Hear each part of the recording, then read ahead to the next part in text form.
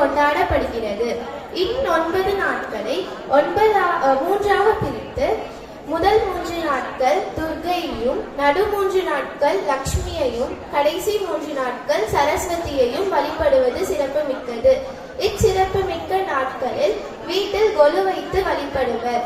3, 5, 7, 9, 11 ஆகிய நிலைகளில் படிகள் அமைப்பர். கொலு வைத்து வழிபடுவது இவ்வுலகில் எவ்வாறு உயிர்கள் தோன்றி வளர்ந்தது என்ற வாழ்வியல் நெறியை உணர்த்துவதாக அமைகிறது.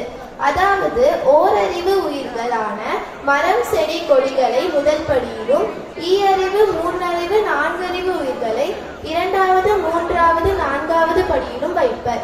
5 அறிவு உயிர்களான விலங்குகள் மற்றும் பறவைகளை 5வது படியிலும், 6 அறிவு உயிர்களான மனிதர்களை 6வது படியில் வைப்பர்.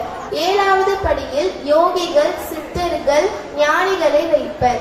8வது படியில் அஷ்டலட்சுமிகள், அவதார தெய்வங்கள், தசாவதாரம் போன்றவற்றை வைப்பர். 9வது படியில் முப்பெருந்தேவியர் மற்றும் விநாயகரை வைத்து வழிபடுவது சிறப்பு மிக்கதாகும். இச்சிறப்பு மிக்க நாட்களில் வீட்டில் மாதோரணம் கட்டி பூஜை செய்வதால் வீட்டில் ஐஸ்வர்யம் பெருகும்.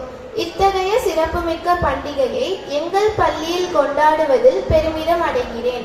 முப்பெருந்தேவியன் அருள் பெற்று அனைவரும் வீரம், செல்வம், கல்வி ஆகிய பண்புகளை பெற்று வளமாக வாழ முப்பெருந்தேவியர் வழிவகுக்குமாறு வேண்டிக் கொள்கிறேன்.